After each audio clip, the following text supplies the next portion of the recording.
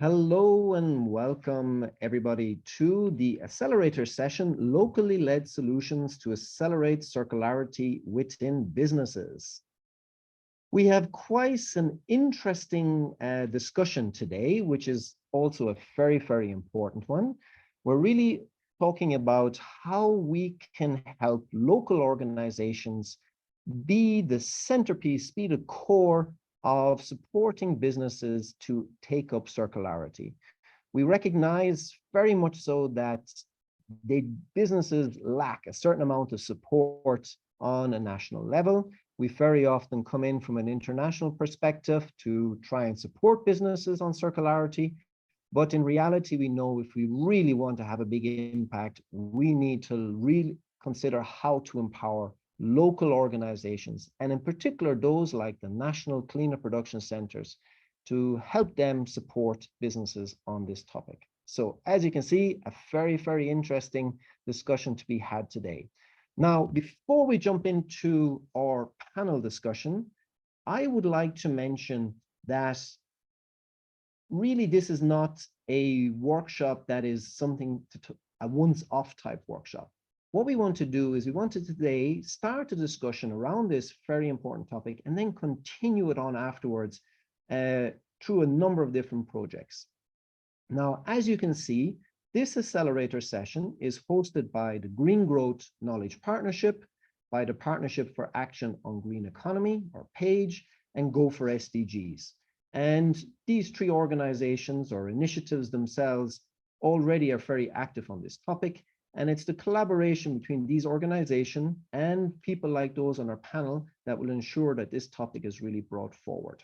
So to move on to a few practical points for our workshop today, I want to make sure that you can provide your input.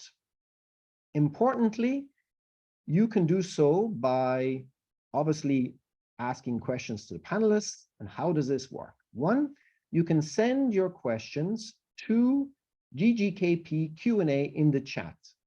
You can do it as a direct message. That way your question won't get lost in the general chat. But of course, we'll have an audience Q&A session where you can raise your hand as well.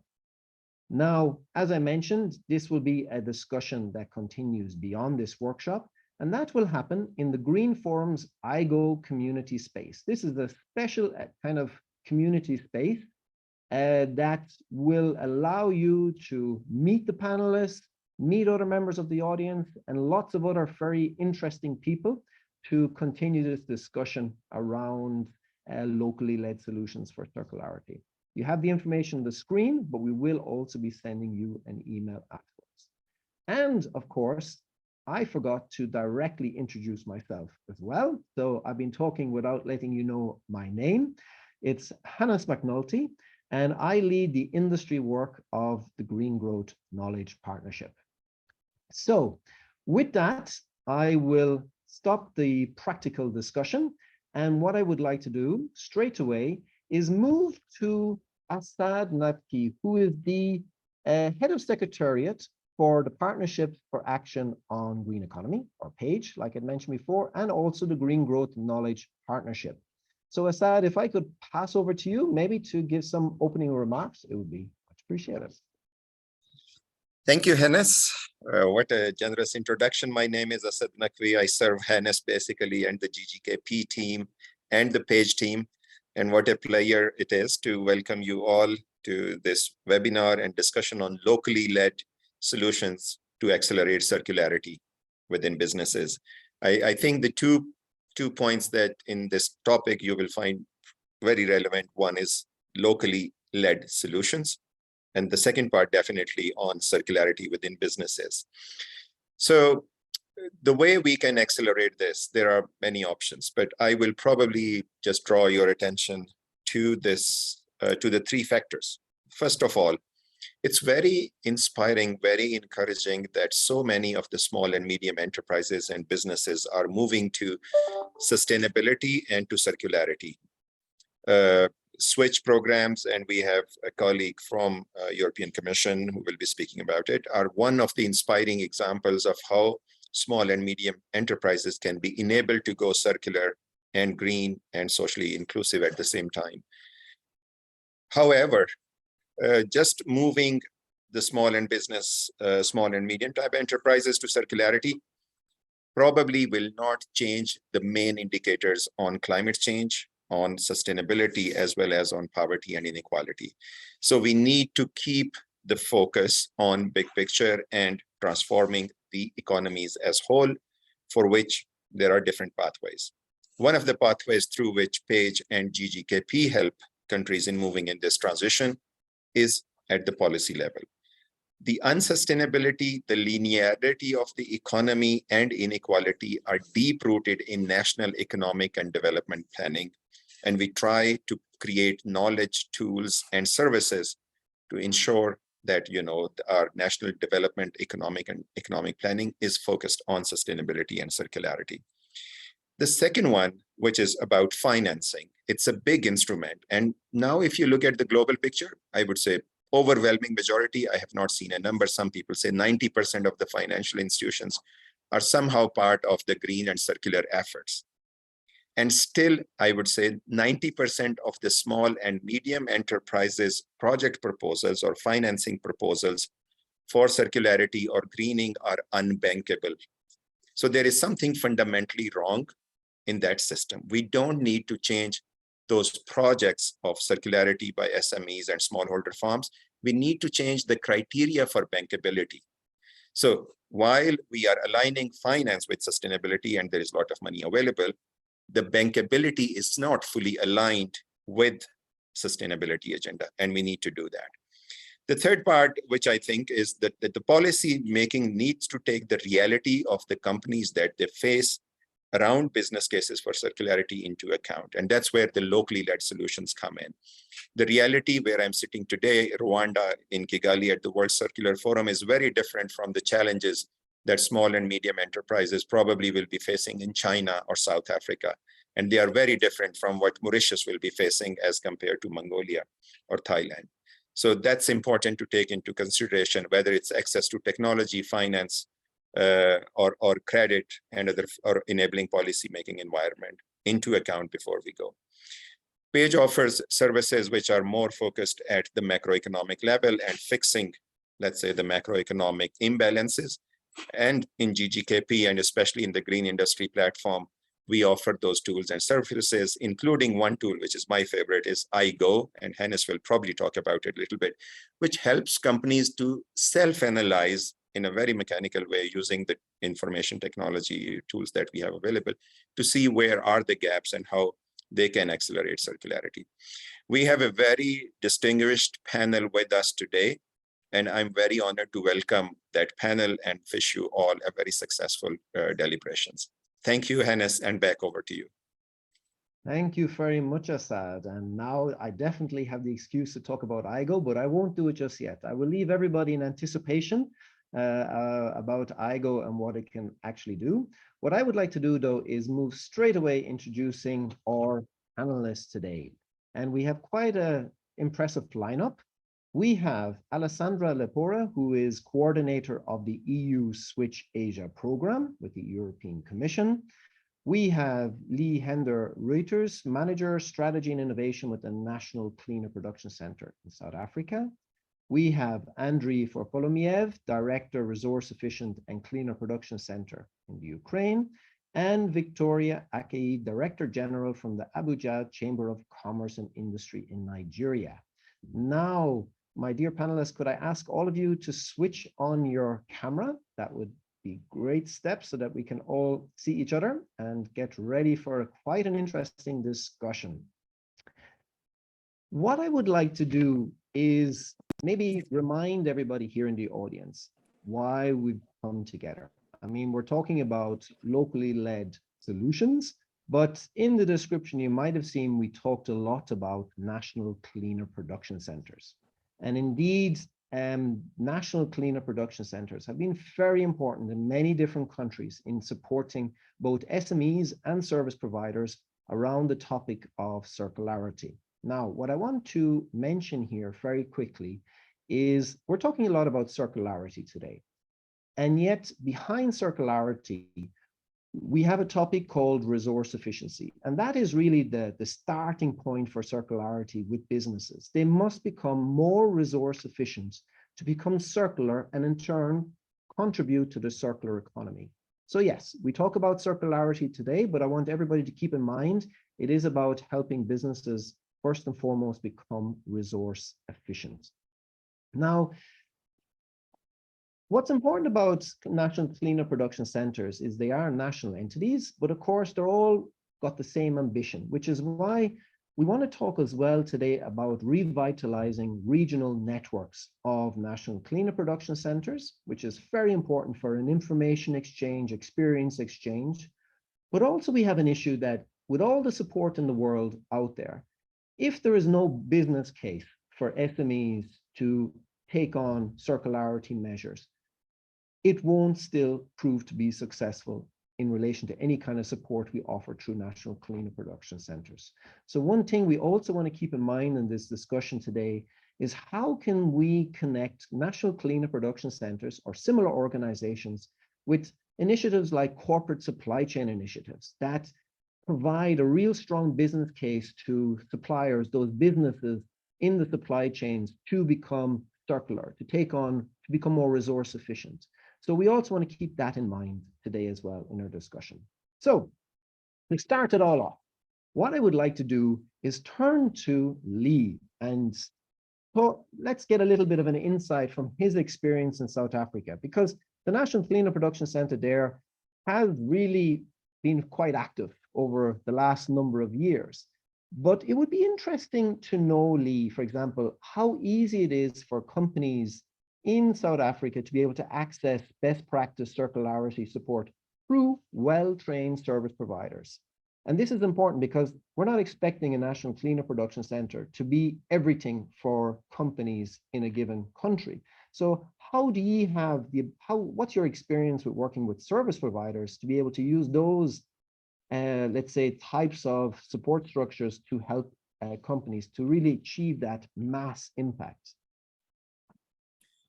Thank you, Hannes, and good day to all the participants and the fellow panelists.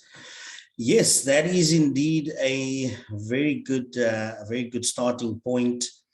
Our experience in South Africa has been that for us to achieve our targets and objectives and the strategic objectives nationally, it was quite important for us to, from the start, develop a very good relationship and partnerships with trained service providers or trained technical experts. And this partnership has developed over a number of years. This year, the NCPC South Africa celebrated its 20 years of existence. And at that celebration, we were very fortunate to have a number of service providers to celebrate it with us. So what we've embarked on a number of years ago is to formalize a lot of the training around resource efficiency and cleaner production, as well as expanding that to include a number of training programs on energy efficiency, industrial symbiosis, and also in the last couple of years, looking at life cycle management and life cycle thinking. So the role that our technical service providers play is quite critical for us to have the reach that we have in South Africa. So when we look at the number of SMEs in South Africa and the growing number of SMEs as they enter the growing economy or new markets, we are able to tap into a group of trained service providers that are able to go out and to assist SMEs to improve their resource efficiency.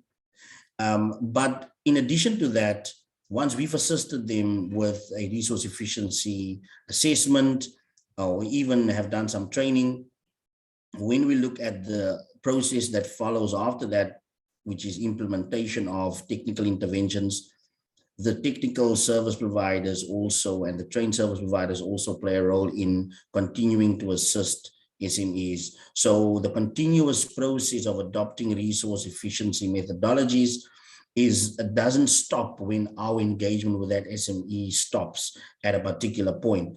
we encourage that to continue with the technical service providers that we work with.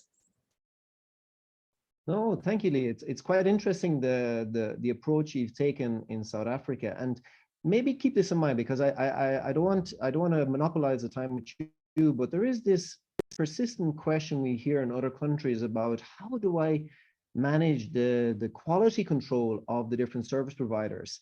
How do I, as a national cleaner production center, stand behind the expertise of service providers so that I know that they're delivering consistently the level of work or the level of service we want to achieve? But maybe keep that in mind, because I think we can go into that point in a bit more detail. In the meantime, building upon what you've explained there in your experience in South Africa, maybe Alessandra, if I could turn to you in relation to kind of your experience within the Commission, it would be interesting to know, how will the EU kind of be supporting the development of local actors to take a lead in driving this kind of increase in circularity and sustainability uptake by companies or just general in the private sector, keeping in mind the way Lee had explained here, that it's not just enough for one local actor to kind of take this lead, but for that local actor to work with kind of aggregators as well. Maybe you can explain a little bit how, from the EU perspective, how that could be done in other countries as well, similar maybe to South Africa, or a different approach. Yes, thanks a lot, Hannes. Thanks everyone. Good afternoon, everyone. It's really a pleasure actually to be part of this panel and exchanging actually views with the other colleagues here from other regions. Glad to represent the European Commission. As you said, actually the Commission is working since several years on circularity, so it's not a new concept, let's say, for us, but it's to a certain extent a new concept when it comes about working with third countries. So the new Circular Economy Action Plan that was adopted in 2020 gives really a framework for all of us then to work across the globe, and particularly for me, this would be in Asia and the Pacific. And the way the Commission wants to work is really to get closer then to the private sector. First of all, it's a major priority actually for us to work with the private sector to support the green and digital transition. And this is this regard to, let's say, the type of country and regions and where we work. So the Circular Economy Action Plan gives really like an ambitious and concrete set of actions that we want to implement together, also with some circular economy missions. We want to do this together with our European stakeholder to close the loop also of production between Asia Pacific for us and Europe. And I also want to mention another important framework in which our actions will be built in the future, which is the Global Gateway Strategy that was recently adopted by the Commission. And also here, the aim is to support sustainable infrastructures, but also more sustainable projects beyond our borders and again around the globe.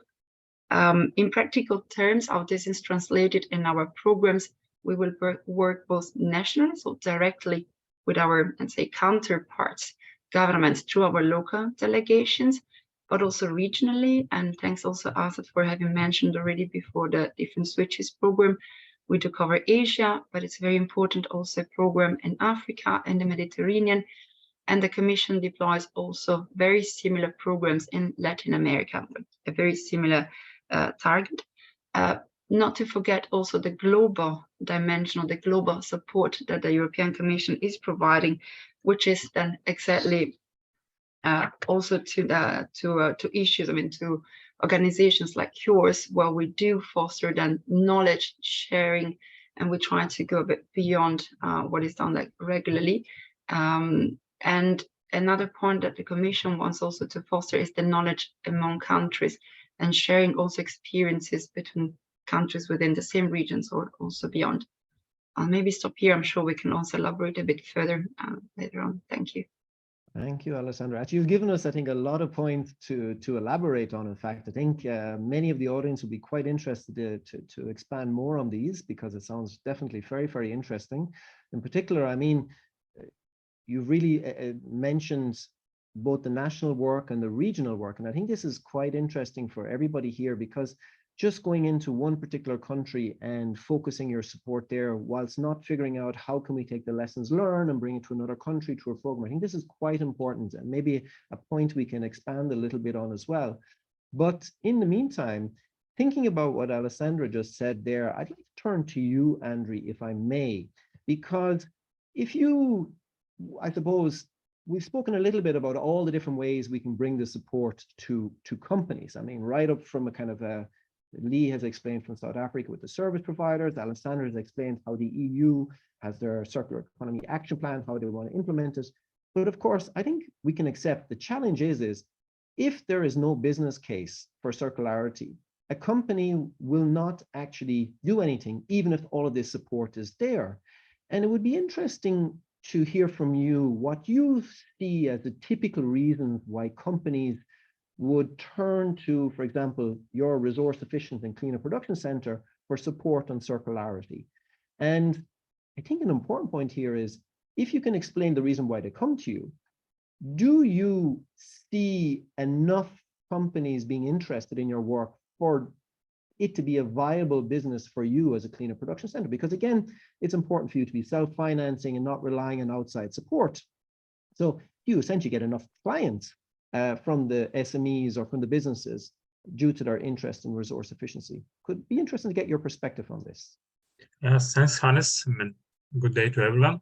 Yeah, speaking about why companies usually contact us and asking us about the help on resource efficiency or some circularity issues, I want to maybe emphasize two parts and two answers.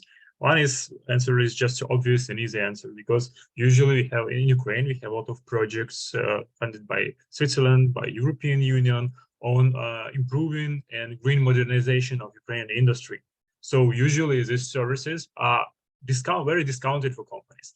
And they are kind of something negative, like we don't want maybe try, but it will not work for us. It work for Western Europe, for example. But let's try because it's kind of cheap, and let's try. And then when we start our, for example, recipe as resource efficient cleaner production assessment, they understand that there is a good results, and they try to replicate results and invite us to work in other production places or what. It's one point, a very obvious point, how it's usually work. Another part, and our best clients that I want to say, that companies that are parts of global value chains or parts of big international corporations or groups, because usually they feel this pressure from their mother company, for example, on doing business better, be more energy efficient, to reduce the CO2 generation, and also proper manage their waste. For example, such companies that's exporting to Europe or a part of companies that are exporting to Europe, they have for sure some requests from their partners on being more green. And it is very good for us because they really understand the value of our work from the beginning, and they ask us to help them, for example. Also, the companies who may have this, loans from, for example, we had a company that has some funds from EBRD, European Bank of Reconstruction and Development. And actually, it was part of their loan to make every year the report about their efficiency, environmental efficiency. So also for them, it was very important. So I believe that the best clients and one of the best opportunities how to incentivize companies to do this resource efficiency or circularity, to implement them, is actually this pressure, not maybe from the government, because not every government can do this, but from international value chains, from partners, from consumers of their goods, products. It's the best way to have the influence of these companies, because if this only brings them financial benefits, and that's actually do, it's still not a big leverage for companies to participate in it. And as a part of your question about market, of how many companies do want to implement it, and I think in case of Ukraine, for example, for now, not enough for doing commercial business, to be honest. But still, we see the situation is kind of changing, because a lot of companies want to export to Europe, for example, and they need to deal with all these green standards, etc. So we see more and more interest. Yeah, of course, now in Ukraine, we have kind of another issues on the table because of Russian aggression, but still we saw that progress just in 2021 for sure. So, and I think for other countries, it will be very relevant this years.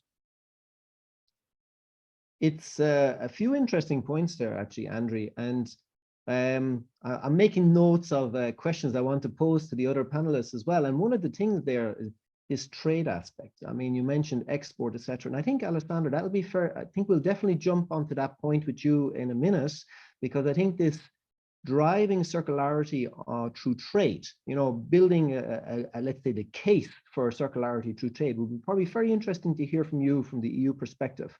But what I want to do is, having heard from the two cleaner production centers, from the EU's focus, particularly through their action plan, I'd like to move now to Victoria, because Victoria, you have a very strong insight into businesses in Nigeria, the challenges they face from a variety of different perspectives. But you don't have a national cleaner production center or something similar really in Nigeria.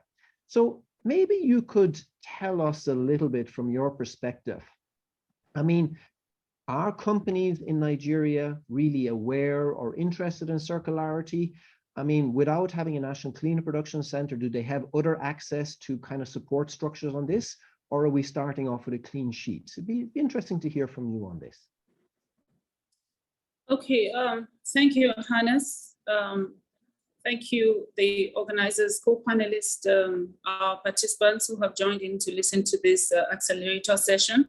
I'll be talking generally on the Nigerian perspective, like Hannes has said, on cleaner production for businesses. The main challenge for SMEs in Nigeria in terms of circularity is limited knowledge as to what cleaner production even really means. Because I'll tell you straight up, there is no national cleaner production center in Nigeria. And as for SMEs who are aware of circularity, the challenge will be the cost of adopting cleaner production methods. The main interest for the business community will generally be profitability in terms of what is in it for me, what are the benefits of adopting the cleaner production methods, can they make any profit from adopting these methods? Modern day circularity is more common in the southwestern Nigeria, particularly in Lagos and Ogun State. And the trigger for most of the people who have adopted the solutions is underlying issues like sanitation issues, and then substituting electricity for national grid and so on. So if you find a business adopting, for instance, solar, it will not be primarily because he wants to adopt cleaner methods. It will be that he's looking for a substitute for electricity. In terms of support, there's very limited support in Nigeria for SMEs in the aspect of cleaner production. Even though we have seen heightened interest in cleaner production from SMEs, I mean, from the perspective of the Chambers of Commerce, we've had a lot of people quite calling for it, or some SMEs quite calling for it, and demanding areas of support. Now, the presence of a national cleaner production center will essentially provide capacity building, awareness raising for us, information sharing opportunities for SMEs, in addition to also ensuring resource efficient and clean production processes. Although Nigeria has a circular economy working group, all members are either national or regional governmental institutions. The private sector is not involved. Business services organizations are not involved. So we're not feeling the impact of that working group. Perhaps they're just at the level of policy formation, but we do not even have any information from them. So Nigeria's Circular Economy Working Group is tasked with, designing policies generally. I think that will be my comment on that, Hannes. Thank you. Oh, thank you. I think I think, Victoria, your explanation there about why would a business or anybody turn to solar? They do it for practical reasons. They do it because it's a secure electricity supply, or it's just an electricity supply because they don't have it otherwise. I think these are probably very important things to keep in mind when we talk about resource efficiency or circularity as we're using today, because we maybe often start off too high. You know, we have this huge ambition. Let's talk about the circular economy, when maybe access to electricity might be the best way to approach circularity as an early stage. So maybe it's also about how we prepare our actions, how we develop our plans or strategies, country by country or sector by sector, that we adjust ourselves more to reality. We still have this ambition of becoming circular, but we need to take a different approach, maybe within each country, depending on the sector, etc. So I think you've made a very, very important point there that we probably need to take into consideration. And that would actually lead me straight back to Alessandra. Alessandra, you're on the spot today as the EU person, I think, because this would be very interesting to hear from you, maybe getting more into detail. I mean, you're also the coordinator of Switch Asia, which is a quite impressive program in the region. And to what extent, let's say going forward, would this program be able to take into account these kind of reality checks when it comes to circularity, so that we don't just look at it from our broad ambition, we should all join the circular economy, but what important first steps do we need to take to get the companies on board, interested, and, you know, adjust ourselves to reality? Yes, thanks a lot. No, indeed, and I think you touch a very important point. I mean, for a program also like Switch Asia that covers 24 countries currently in Asia, but then starting from 2023, so January, just a few weeks, we'll also cover the Middle East and the Pacific. So it's quite a diverse region. And I think that what we do understand, it's the importance also to adapt also the support to have a local reality. And then maybe I'll try to elaborate also on a couple of examples that we had. Definitely, I think that cleaner production centers and similar organizations are very relevant for us. They're really like the local-led organizations, knowing exactly what is happening on the ground, which are the needs on the ground, and that's where we can readapt also the work in every country.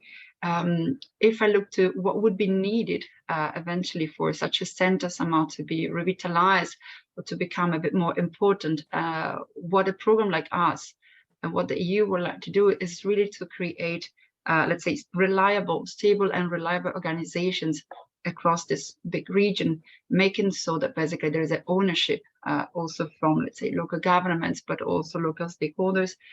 Definitely that's the important point for us about sharing the knowledge. I think that the concept of circularity, it's now quite famous, let's say. It's known by the private sector, policymakers, citizens, but there's probably a need also to understand exactly how to put it in place, so how to make it happen in reality.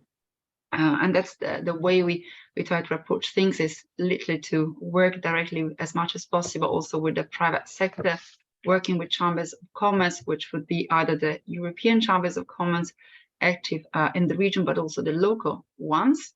We do work, for instance, a lot in Uzbekistan, I mean, in other projects that we are funding directly with local organizations. But I think it's also important to create the right ecosystems. I think it was mentioned somehow right at the beginning.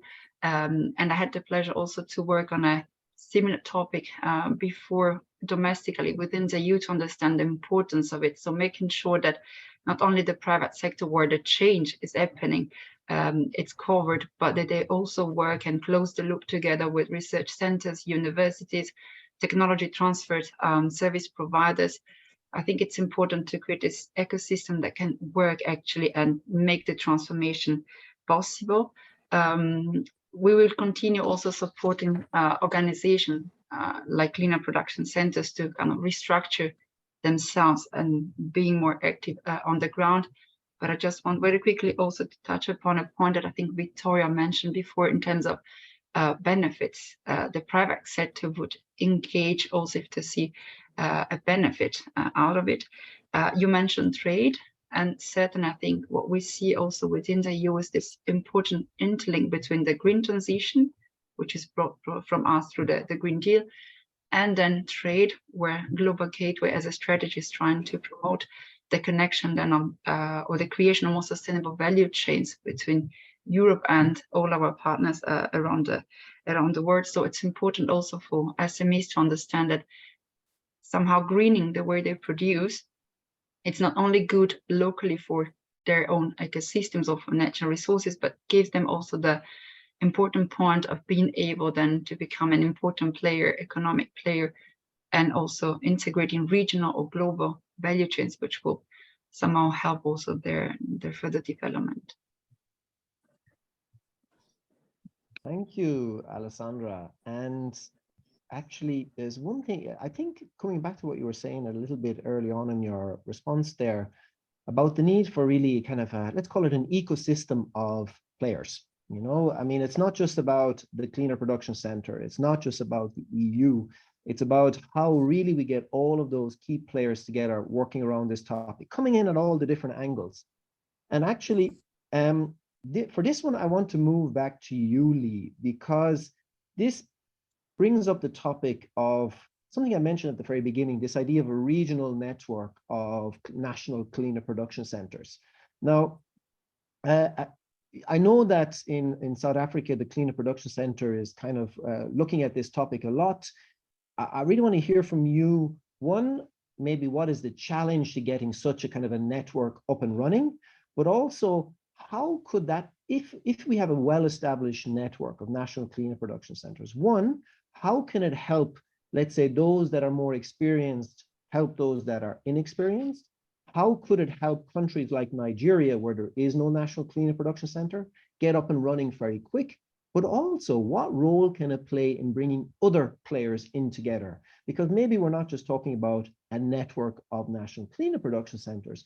Maybe we're talking about a network of the key players that can help the national cleaner production centers. Like we mentioned academia, but there's a number of other types of organizations that could probably play a role as well. So that was a big question, but maybe I can turn to you and get your insights on this one. Thank you, Hannes. Yeah, I think, you know, there's a number of elements that can really play a factor, that can really play a role in having a network and creating a successful or an active platform. And I think that's the one point that I think I wanted to raise with regards to that, is when you have a network, it's important for that network to be active and, you know, for engagement and activity to be there on a regular basis. I think this will allow, in an instance like that, will allow for different strengths in different areas to come through the fore. And I think the one area that we've been focusing on a lot is capacity building, training, development of training, capacity building. And we believe that that has been one of our strengths as an organization or as a National Cleaner Production Center.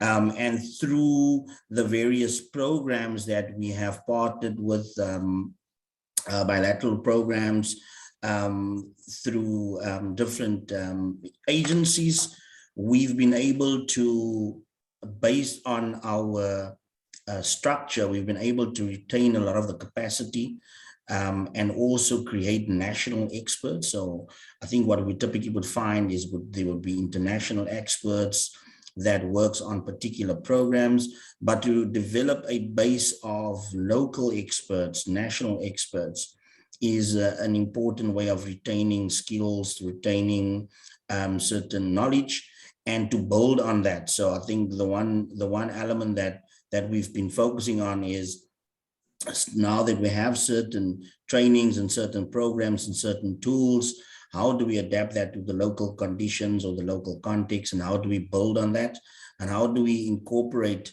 the different changes that we experience within our economy, whether it's with SMEs or whether it's at the national economic, macroeconomic level, how are we aware and incorporate that? So I think that's a big element that's important. So the localization and sharing capacity, sharing best practices, and sharing, I think what you mentioned, the network of a support network. And we found that a support network made up of different organizations, could be research agencies, development, financial institutions, other think tanks, because we find that within the circular economy space in the African region, there's a number of think tanks that's focusing on circular economy and the different aspects that it brings to the fore. How do we leverage the research done by them, and how do we incorporate that into the plans and the activities of the National Cleaner Production Centers? So it's really creating that ecosystem and ensuring that ecosystem is active, and that the ecosystem can leverage on the capacity that's built and building on that capacity locally. Thank you, Lee. And I'm going to move to Victoria next in relation to this, because I think this will be an interesting opportunity to see how a country like Nigeria that doesn't have a national cleaner production center, but I'm looking in the chat and I see a message from Jesse mentioning that even though there's an absence of a national cleaner production center in Nigeria, there are a number of private sector advisory services that are out there. So probably good to know that even in the absence of, let's say, kind of a more public entity, there are private sector orientated solutions out there, which I think is great, because it means that there's people working in this field that can already provide local expertise to drive this forward. But maybe, Victoria, I mean, building on what Lee has just said there, and if you, for example, you're representing a Chamber of Commerce, I mean, if we were to try and figure out the best way to bring the experience of the South African National Cleaner Production Center, but also that from Ukraine and other countries to Nigeria, could a Chamber of Commerce like yours support the setup of this? Because essentially what you have is you have access to any number of businesses that potentially could be straight away, I use the word clients, but essentially clients of a National Cleaner Production Center. How would you best see the role of a chamber connecting into a network of national cleaner production centers to get something like this set up in Nigeria? Okay, yes, I would agree with the comments that there are pockets of private sector organizations and groups that are working on cleaner production, but I see the National Cleaner Production Center as a melting point for all private sector organizations and maybe even government policymakers that have commenced work on it to access information. We can also, I think that I would suggest that if we can work with business services associations like the Chamber of Commerce to hold forth the National Cleaner Production Centers and to act as an advocacy platform for it.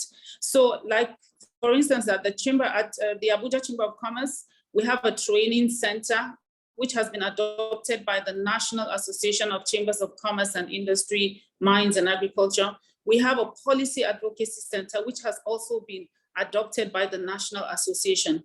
We can just immediately leverage on these platforms to pull in all the pockets of efforts that are being made on circularity around Nigeria. So this will be my suggestion.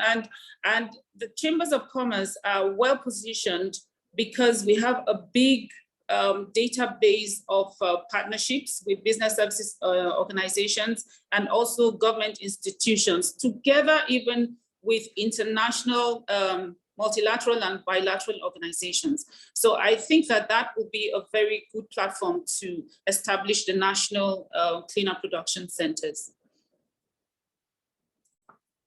Thank you, Victoria. I think it's very interesting to hear the type of support you could bring in as a chamber or business association, because there's no doubt about it that maybe sometimes we miss that strong linkage between business associations and, I'm not saying national cleaner production centers, but in general support programs. Now, they exist. I know that all of the support programs that are out there, they do work with business associations, but we probably need some kind of different type of linkage where we really leverage the members of a business association, get them on board as maybe, I don't know, an equal partner, whatever it may be, to really get out there on force.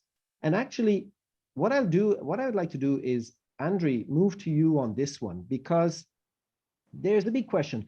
What should the role of a national cleaner production center really be within your country?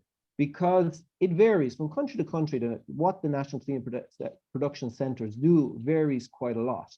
And obviously, you know, there's many that we've heard of kind of a lot of different perspectives here, and there's many different roles an NCPC can have. And I'll use the word NCPC from now on because it's a bit easier than National Clean Production Centre. For example, it's working with internal partners, internal stakeholders like the business associations, but also external ones. And I'd like to get your perspective on this. But before I do that, I want to actually share in the chat an interesting result from the survey that everybody here in the audience answered as part of their registration. And we had asked the question of everybody who was registering, should NCPCs mainly focus on directly supporting companies to improve their circularity, or should they also provide training to commercial service providers and related quality control? So this is something that might be interesting as a result for the audience to see. It'll be going into the chat as a file just in a second, because at the end of the day, it's also not only what is your role, but who you should be focusing on in your work. What came out of this particular result was that virtually everybody, the vast majority of people here today and who registered, said that cleaner production centers should definitely be targeting both businesses and service providers, not just one, not just the other, but equally. And ultimately, that makes your role a little bit more complicated, but probably more productive. So once again, a very long question with lots of information, but maybe we could get your insight. Thinking of the keyword, what should your role be? Thanks, Hannes. Speaking about the word of role of NCPC in the country, I think it's kind of facilitator of implementation of new of green modernization of industry. And because if you speak about any kind of network or cooperation, for example, you need its recipe clubs, or for which Germany is learning energy efficiency networks, you need a host for this network or group of people. And actually, the organizations that will keep all the knowledge, all the contacts, will gather these people, facilitate cooperation with them, and maybe bridge some players in their communication, like industry and government. And actually, it is a good role for National Cleaner Production Center, because actually the role of Cleaner Production Center is not only create knowledge, but also keep it, share it, and provide it to all key players, for example, and make this knowledge sustainable.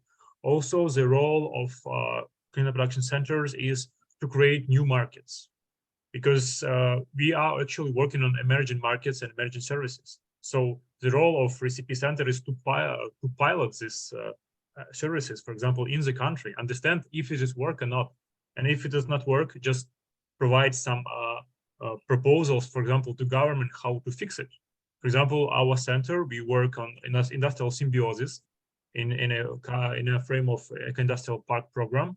And then we understand that, for example, it is a big challenge, not a challenge, but it's barrier in legislation to, for example, sell wasted heat from one company to another, because you need license, because you need all the other things. And what we proposed, just to remove this part of law for eco-industrial parks, for example, make the incentive. So we pilot the situation, tried, and then propose to government to change it. And it is a thing, I think, also for a part of work for National Cleaner Production Center. And if it is start to be a commercial service, I think there will be commercial other players, other companies who will do that commercially. And the role of Recipe Center or National Cleaner Production Center just shift focus of activity and explore another path. For example, shift from resource efficiency to circular economy, and understand if there is some business opportunities, how it's working in different countries, because for sure it will work differently in different parts of world. Provide, make a national capacity, train people, government, build legislation, everything, and then leave it to the business to do real business. Maybe facilitate their work, maybe control quality, but still leave it to the business. And when I'm speaking about national capacity, yeah, it's also mean knowledge, because, for example, for circular economy in Ukraine, we have 5 different words used to indicate circular economy. And even different ministries, they used different words in their official name of departments, for example. So it's for sure that it should be facilitated by someone. And yeah, if we speak about better word, maybe government should be as a facilitator of green changes in industry, for example. But usually in our developing countries, governments are changing a lot and constantly. So there should be organization with institutional memory who will do this for them. And I think national cleaner production centers are really fitted for this role. I'm taking something from what you've just said, Andre, about consistency. And I think if I can use that word as a very simple summary, the National Clean Production Centers provides consistency over the years around this topic, because again, it's not something that's going to happen overnight. Circularity is not something we can say, we invest a 4-year project and all the companies in this country are all going to be circular. It's a very long-term progressive approach. And I like, sorry for summarizing it in this way, but I really take this out of it is that if it's correctly established, if it has the ability to, let's say, engage with sufficient numbers of companies and service providers, a national cleaner production center can provide a consistency over the years to make sure that program after program will not be just restarted, but will be continuing one after the other, providing a consistent level of support to the companies. I think it's a very, very important point to make actually, and to think about. Now, in this term of consistency, I think again back to Victoria and the role of a chamber, because again, that's what chambers are. They are established entities that are there over the long term, representing and supporting businesses. So I really, honestly, now I speak quite personally, but I think there's a very important connection to be made in this type of partnership. Now, what I'd like to do at this stage is, we've had a few people from the audience already posing questions to us. And I think this is an opportunity to bring some people in from the audience to, let's say, ask their question directly. Now, I happen to notice that Michael Fergal has posed the question to Victoria in the chat, and it's building a lot upon what we spoke. So maybe, Michael, you should be able to now switch on your microphone and video. If you would like to join the conversation and pose your question to Victoria, it would be great to hear from you. Let's hope that Michael is still online listening to us and able to do it. Yes. I was just leaving. No. Hello, everybody. Hello to Victoria. I would be interested in the way how the Chamber of Business Association can support this local business.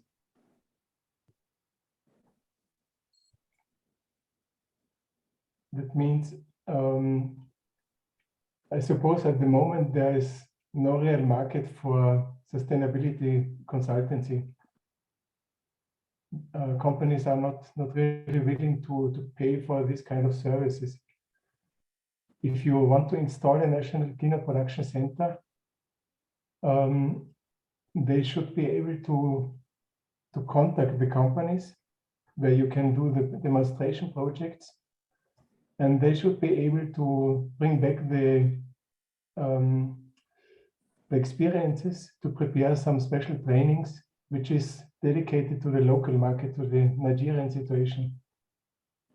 What could be the role of the chamber to support this? Okay, Michael, although your volume was not very clear, but I think I'll respond to what I think I heard you say.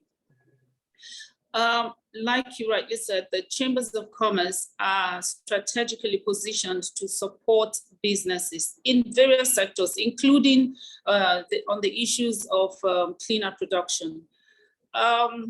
What we have done in the past, which is very little, and I'm not going to tell you that we have carried out any elaborate project on cleaner production or even advocacies on it, but we've done a little bit. Pre-COVID, we had carried out an advocacy roundtable to sensitize businesses on cleaner production. And what we did was we brought in the consultants, the experts in cleaner production. We brought in even some international experts. I'm glad Alessandra is here. We consulted the EU. The EU came with a very big team to that meeting.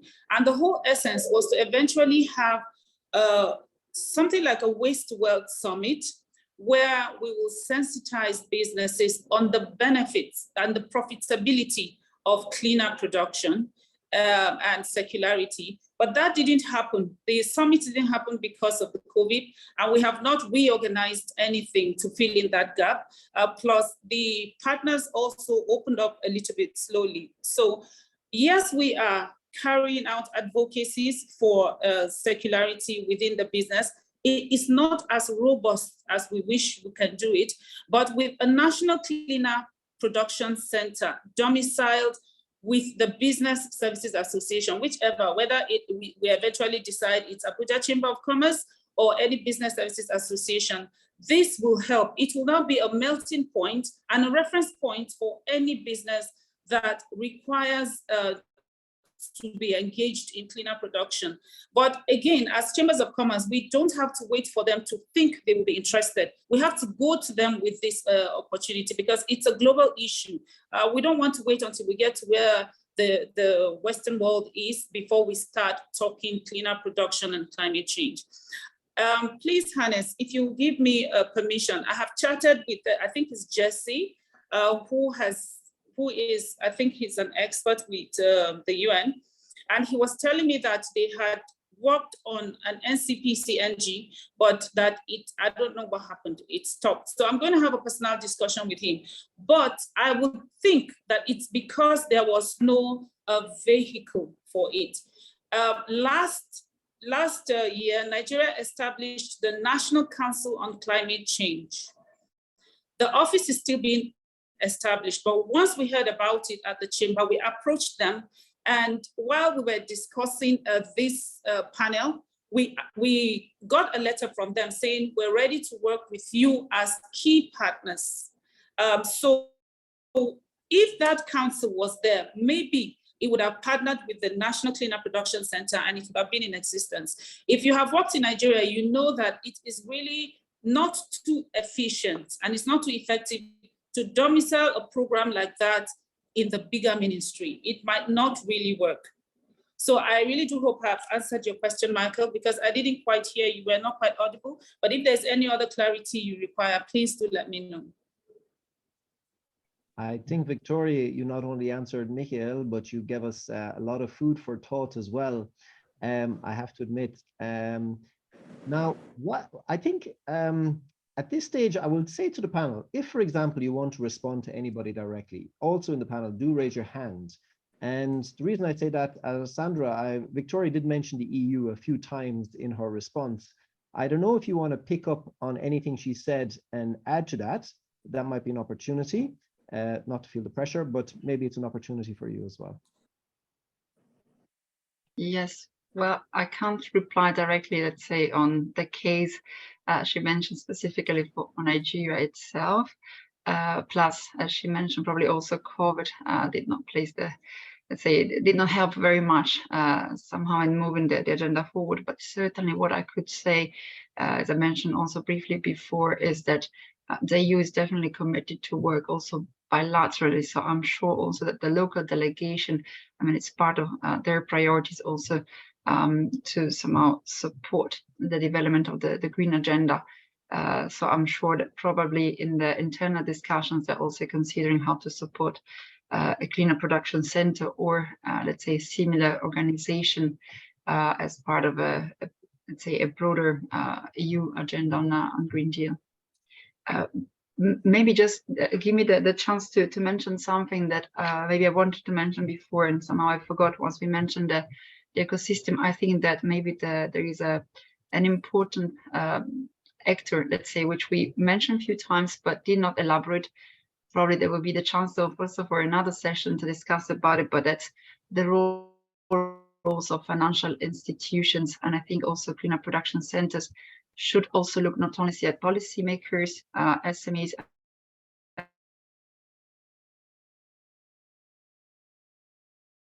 and service providers, but link close solutions, I think, are funds that are available over there. But the point would be somehow how to make sure that we can meet demand and offer from bankable projects and change, as he said, and I like the idea of changing criteria of bankability. That's what I noted from him. I think it's also another important act or connection between Greener Production Center and this green finance word that will be essential, I think, in the future. Thank you, Alessandra. And this word financing is always one to pick up on, because I think this is always an important topic. And the reason I want to pick up on that in particular from what you've just said is we've had a couple of questions coming into us in the Q&A about this, in fact. And in particular, Arab, who leads the work of SEED, an NGO, who has a lot of experience working with small businesses, he has posed a few questions in the chat. But what I'd like to do is let him pose it directly. Arab, if you're there and on camera, yeah, I think why not let you ask your question directly of the panel, because I think all of them could be interested in answering you on this one. Thank you very much. I have 2 questions. Let me first connect with the one that Alessandra just raised regarding the financial institution. I don't think that it will be just enough to change the criteria for the bankability of the projects. We also need to change the mindset of the people in the banks on how to work with small and medium enterprises, as well as to the policymakers, in what I would call convince them more that small is beautiful and working with small and medium enterprises makes good economic, environmental, and social sense. And I believe the banks and the government in majority do not understand this as of today. And that's where we need to make a major change. And we need to have a good partnership to connect on that. My second question that I will address directly to Andre and to Lee, if Lee is still here. We have NCPCs in many countries for more than 30 years, some of them just 10 years ago and so on. Still, we have a gap between the policies and the work in support to small and medium enterprises. Generally, we have been unable to mainstream entrepreneurship in national policies. And that's why we have a big gap. What could be done in the case of the NCPCs to fill this gap to mainstream entrepreneurship in national policies? This is the condition to really deliver circularity. Thank you. You've asked good questions there, Arab, and they're big ones. And Lee unfortunately got disconnected for a second there, so he wouldn't have got all of your questions. So I won't turn to him first on this, but Andre, I think you've had quite a bit of experience about the challenge of financing and let's say the reality of banks not really being interested. Maybe I could turn to you first on this one. Yeah, actually, it's a big fight with bank all the time, and big struggle, to be honest, because yeah, we work a lot with banks because our Greener Production Center, because we assist companies with our recipe assessments, provide them good options that could be implemented, but then company needs some money to implement these options. And in Ukraine, usually they use their own money, but yeah, of course, if your bank will be there and provide them good loans, for example, it will be very beneficiary for companies and good, how to say, opportunity for development. But still, what we try to do, we contact local banks, Ukrainian banks, and try them to prepare some special products for these SMEs. And we had a lot of conversation with them, even trainings with bank workers, how to assess, how to use our recipe reports. And in the end, for example, for them, they have their banking information, some part of package of documents, and our recipe assessment report will be the document, the last document, like document number 7 in their package. And actually, for them, it is just opportunity to convince company to take the loan, not any additional information about the company that we will use from our report. And it's always a problem because, yeah, actually, this report is just for the company to understand that they need a loan to get money and invest in their development. So speaking about cooperation with banks, it's really hard, and yeah, we'll contact local banks, regional banks in some part of Ukraine, for example. And what we actually hear from them, give us some clients. And there is, a lot of international mechanism, and local banks receive money from big international institutions, financial institutions. And because big financial institutions like IFC, EIB, they don't want to work with small loans. They just work through national partners, and national partners just do as they usually do. You will receive the same loan with the same interest rate. It will be not the difference, to be honest, and it doesn't work. And from our experience, we work maybe with more than 200 companies on recipe assessments. Only one of them once took a loan to implement an option.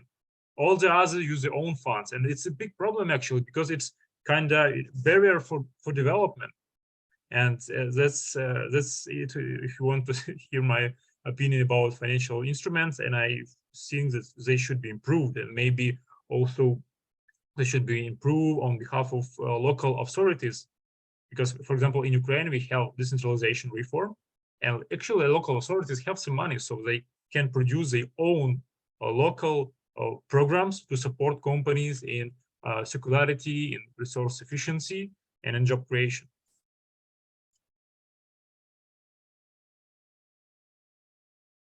Andriy, what I like is the way you explain how few SMEs actually ended up getting a loan in relation to be able to implement circularity, that it came out of their own pocket, which obviously makes it much, much more complicated for them. But Lee, I have a feeling that you would like to also respond to this from your experience. Maybe you could jump in quickly on the financing side as well. Thank you, Hannes. Yes, I would like to just quickly latch on to what Andriy's been sharing. We have in South Africa also embarked on engaging the banks and the financial institutions, but more extensively. And we've been, I would say, been fairly successful in the past year. After many years of engaging with the banking sector, we've seen a number of banks starting to develop products that can support SMEs to improve resource efficiency and, of course, set them on a path to circularity. So we've been engaging with a number of banks. We have been quite active in trying to create a space for them to come to where the SMEs are.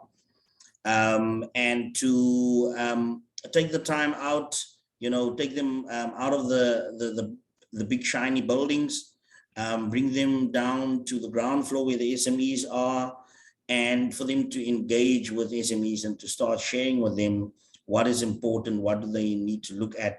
So we found that it's been quite successful, still in the starting stages, but it's been quite successful where we've been able to take banking personnel and engage them and link them with the SMEs, but also provide them with the opportunity to share what are the things that's critical for them to look at. We have also been supporting SMEs to develop bankable proposals and business plans. So we found that some additional financial feasibility starts to become quite critical for banks. So we hope to expand on this and to learn from this and to, of course, again, be able to share learnings, but to really build on that going forward to unlock financing for SMEs. Thank you. Thank you. I think this is definitely a topic that everybody wants to jump in on. Now, what I'd like to do is, I know that there's probably others from the panelists that would like to jump on it, and I could see Alessandra Victoria ready to pounce on the raised hand. If I may just take one moment, because I want to make the audience aware that we'd really like to hear from them, in particular, if there's any companies in the audience that would like to share their experience. This would be quite interesting to hear. I see one hand raised already from Jesse, who from the chat has already contributed. Before I move to Alessandra Victoria, keep in mind we'd like to hear from you on the financing side. let me use the opportunity to hear from Jesse what he would like to pose to the panelists. In particular, it might be also related to the financing. So Jesse, please, you have the floor. You can switch on your camera and your mic and put your question to the panelists, please. Yeah, good afternoon, and good afternoon to everybody. It's a pleasure being here. I just want to thank the organizers of this virtual seminar and the panelists here present. My question is, it's difficult to ask. I don't know if to say it's a question or it's a comment, but let me just work on a very straight line here. So having been involved in the finance mechanisms in some of the NCPCs across 5 regions, there's something we noticed some years ago, and that is the lack of information of major finance institutions and banks, knowing that there is a need for RCP investments. And so these banks, they don't have any, like Lee mentioned, before then, they didn't have any, how will I put it, finance mechanisms to support SMEs or manufacturing companies or processing companies in RCP investments. But that is an experience across most of the countries. But how can we turn this around where countries like, let's say in the developing country or in the emerging countries can have a platform that will, first of all, lead the discussion on investment in RCP technologies or cleaner production technologies on the one hand, and secondly, how they can start seeing where the loans that they may be given or the facilities that they may be given to manufacturing companies is attached or is kind of keyed or meets the government policies on climate change or on carbon reduction or on productivity. Is there a way where a collaborative platform in this sense could support that movement or that discussion driving forward the idea of cleaner production and sustainable production in emerging countries? Thank you. Thank you, Jesse. That's a loaded question, but a very, very pertinent question, I must say. Alessandra Victoria, I know that you wanted to jump in before. Do you feel it appropriate to jump in at this stage in relation to that question? Maybe you could slightly address it or bring in your own perspective as well, if you'd like. Do one of you want to jump to that mic first? Okay, actually, I also wanted to act as an attendee and ask my co-panelist a question, but we can discuss that later maybe. I would like to know how you structure the financing for cleaner production, because if you look at some of these technologies are very costly, and I know that over time we've had the financial institutions complain about repayment. So if you have a big factory, for instance, you are using an alternative to fossil oils. For instance, solar is very expensive. Windmills are very expensive. How long will it take the business to be able to repay these facilities? I would like to agree with the last speaker that we need, Jesse, that we need a very strong collaboration between the businesses and the financing institutions. I know that the African Development Bank had a facility for on cleaner production, really. I think they partnered with some big companies to provide some alternative to power in Nigeria at a discounted cost. So I think the bank pays like 40% or something, and then the remaining 60% is actually being paid by the businesses. But even that 60% is high for a lot of SMEs. So I think a partnership between business and financing institutions and maybe even government could help address this issue. Thank you. Thank you very much, Victoria. And one of the points I want to take from what you said there is this challenge of how can the banks really assess their risk in a very simple way. I mean, one of the things is like, what's the real cost? You know, what is the real cost of this? What does it mean? If we just take that as a very simple point. Now, Victoria has essentially asked the rest of the panelists a question as well, building upon Jesse's. So Alessandra, you have first choice of answering both Victoria and Jesse, if you wish. Yes, I'll try to build up a bit on what was said also before by Andre and also by Arab, who knows very well the work in Asia has been a huge pillar on the Switch Asia program over the last years. So definitely, I mean, aware also difficulties somehow in Asia. Through the program, we could actually reach out to several financial institutions. Some of our projects also managed somehow to secure parts of funds and create some ad hoc schemes. And that's probably somehow the problem, is that there are still some ad hoc schemes on energy efficiency that happen in the food and beverage sector, for instance, in Myanmar, with the current situation a bit more complex. But we're also doing a lot of work in Cambodia, also on energy efficiency in the textile sector, trying to discuss also with local investors. I think that saying what Andrew was saying before about EIB and EBRD, I perfectly see also somehow the complexity and not reaching out for it from SME to reach out to them, but that's also because their schemes very often are more sovereign loans. So they have, let's say, a different way of reaching out on the ground. The experience that we are trying to, let's say, to build in Asia and the Pacific, it's somehow to try to go to a bit of a lower level.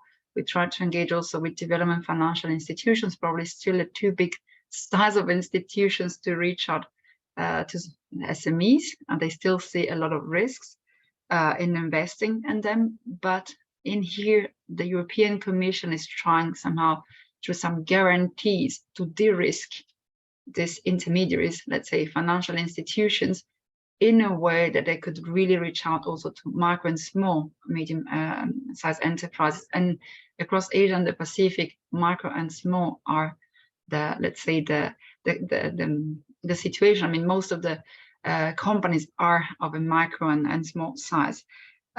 We definitely need, I think, also to foster the dialogue with financial institutions. And what I mentioned before, this link between demand and offer, and Arab also mentioned the importance amount to create more dialogues. What we will do is to systematically meet with different type of investors, from the biggest to the smaller, let's say, showing them the progress of our projects. We currently have about 43 projects, but we have been financing almost 150 since 2007. And call for proposal after call for proposal, we try also somehow to narrow down a little bit the attention of our stakeholders to really test, invest on technologies, on, let's say, more sustainable practices to be discussed with financial institutions. So I think that there is a real need to systematically meet also with the other part and to make them understand also what is needed in SMEs, the type of scale, let's say, of projects also that we need somehow to reproduce, which sometimes are not of a billions, but a size of 1 million, or sometimes even smaller for some of our companies, but would really make a change for them and for the other companies in the same country or in the same region. Thank you, Alessandra. Andrea, I know you want to jump in on this as well. And I have Arab in the audience who's also eager to jump in. But I just want to pick up on one thing that you said, Alessandra, about this, not the billions, but the millions and even smaller. And I think one thing we have to do keep in mind is that the big challenge is SMEs, and even smaller is probably what we need to keep in mind. It's I won't go as far maybe as the tens of thousands, but the hundreds of thousands is probably the smallest we should be talking about when it comes to how do we support SMEs with loans that will gradually get them towards resource efficient. So I think it's a very, very important point to take on board. But Andre, if I may ask to you, then I'll go to Arab. And I do want to leave a couple of minutes at the end for us all to make a kind of a conclusion. So we'll keep it as brief as we can, Andre, if we can. So if you give the floor to me, I just want to add about the role of an NCPC. And when you're speaking about creating the financial products, it's actually NCPC have a database of resource efficient clean production options. with amount of investments, with turnback period, etc. And this database could be used for designing the national programs and national products, because I'm sure that conditions and payback periods, for example, and prices in South Africa, in Ukraine, and Germany are very different. So the role of National Clean Production Center to help national counterparts to build these programs, because for example, I saw we worked before like this with State Energy Efficiency Agency, and we helped them to design such kind of programs. Unfortunately, it was not launched. But also, I saw another programs that were designed without this understanding of national conditions, and they, for example, had too much money for very short period, and the company will not use it because they cannot recover for this period of time this money from that loan. So it's very important to have this national on-ground experience, and actually National Clean Production Center could provide this. I think this idea of the National Clean Production Center being a source of information for these kind of key players like the banks is very, very important. And also, this is probably where the regional network approach is crucial as well, because very often we keep data isolated. We need to share this data more so that it can get around. So I will just briefly mention that three-letter word again, IGO, that I haven't spoken about today, but I would like all of you to keep in mind, and we'll throw a few links into the chat about it, because this is one of our ambitions within IGO, is to help the sharing of data and the collection of data so that it can be used by the different institutions. But Arab, can I let you jump in one more time from the audience? Please, very quick, because we have a wrap up to do as well. No, thank you very much. Thank you for giving me the floor again. I'm abusing just 3 brief points. First of all, to add to what Alessandra said, the beauty or the interest of Switch Asia, that it has been really walking the talk, demonstrating on the ground how we can make a difference. And this is something extremely important that the NCPCs should learn from. Second, to reply to Victoria, I don't think that we should only talk about high-tech, expensive technologies. The first thing we have to do, and this is what Switch Asia has done and SEED has been doing and IGO is doing it, is really promote innovation, eco-innovation at local level. Small innovation by small and medium enterprises are very impactful and relatively cheap to be done. Then with that, you can go to the bank and be credible. Third, and I finish with that, what Jess has said, we need really to bring a kind of collective catalyst partnership that brings the small and medium enterprises, the banks, the government, the international organization together.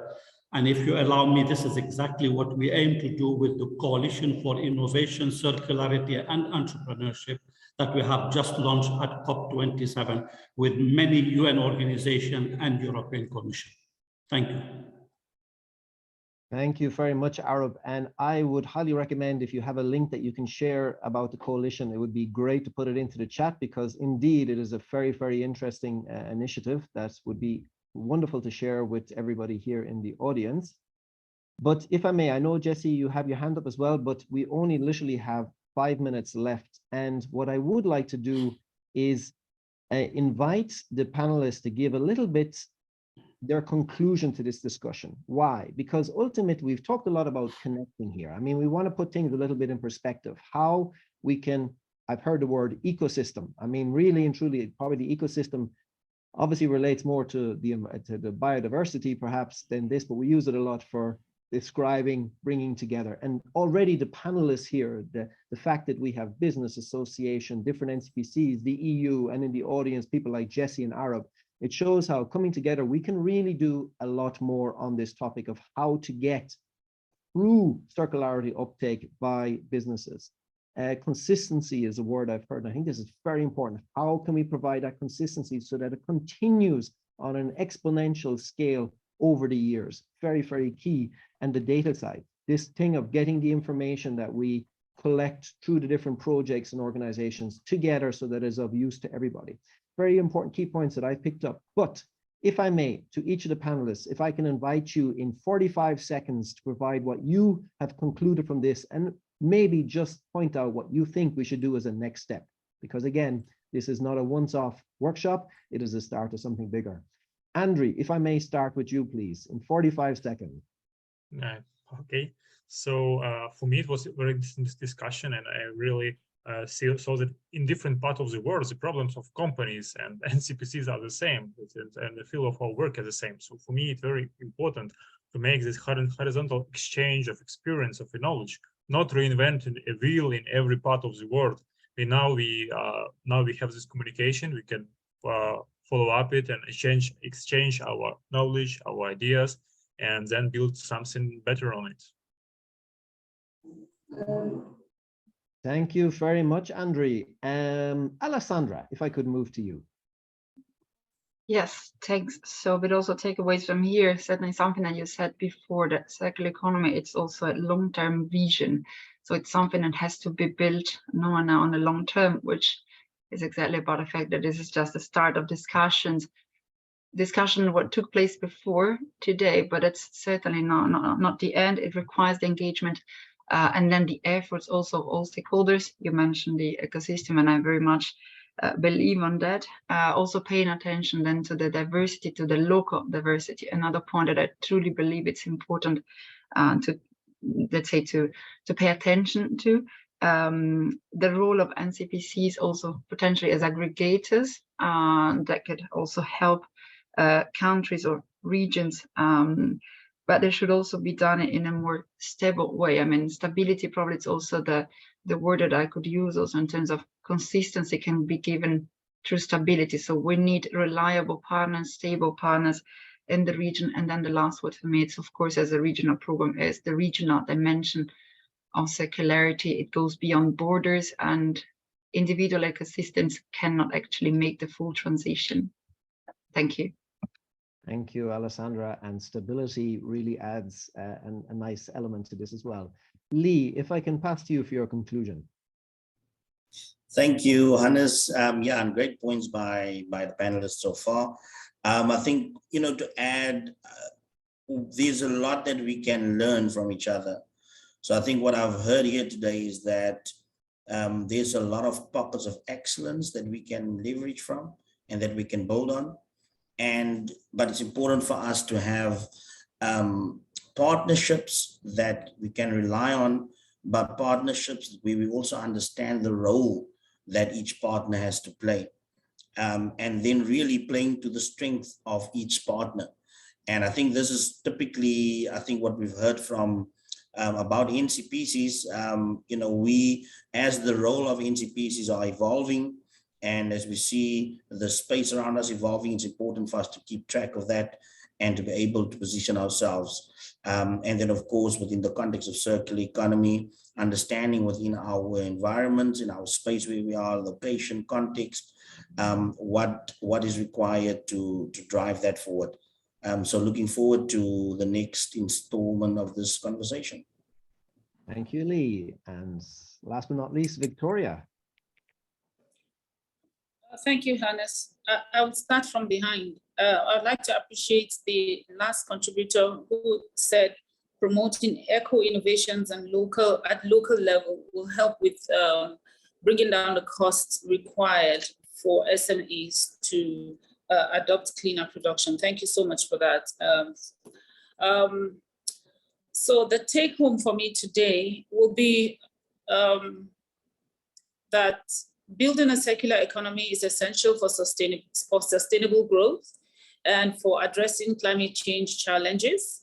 That with the global increase in the uptake of the circular economy, regional collaborations are key to unlocking the benefits tied to a global circular economy, and that regular meetings like this are quite helpful for such initiatives. The presence of a cleaner production center in Nigeria, the importance of the presence of a cleaner production center in Nigeria cannot be overemphasized, and it will be most suited to locate it at the Federal Capital Territory here in Abuja, where the NCPC can potentially work with the National Council on Climate Change. That will really give it a lot of leverage to provide capacity building and awareness, and work with the media, to create awareness on cleaner production. Through this forum, I advocate for regular support and communication to help build the interest of the business community in cleaner production in Nigeria. Thank you. Thank you very much, Victoria. And really, thank you all to the panelists. It has really been very, very interesting for me. We could keep talking about this, I think, for many, many more hours, but we've reached the end of our workshop timeline, we could say. But again, thank you so much to all of you. It's been really much appreciated. Thank you to the audience, of course, for taking part and listening in to us today. I do hope it has been of interest. I would like to point out that this conversation does continue. You can still provide your input. We have a community space, an online community space on the Green Forum. Details are in the chat, but we will also be sending you an email straight after this. And the idea is that we continue this discussion there. It is really just like a LinkedIn group, just a bit better. And we will all be there ready to continue this discussion. But most importantly, the work of this group here, of, let's say, this initiative, will actually really get going next year through the IGO initiative, which I haven't really spoken about, but hopefully you know a little bit about already, and we will be informing you. We will be taking this topic forward, really working on these regional networks. How can we support countries like Nigeria with NCPCs? How can we work with the EU projects to get that information to more players, building those ecosystems? This is all going to be taking place from next year in more, let's say, with a stronger emphasis on moving forward. So thank you all very much again. A last thank you to the panelists, wishing you all the very best and looking forward to continuing this work, not just discussion, but work with all of you going forward. Thank you very much. Bye. Thank you. Thank you. Bye-bye. Bye-bye. Thank you. Thank you. Goodbye. See you soon. Thank you very much from Chile. Over.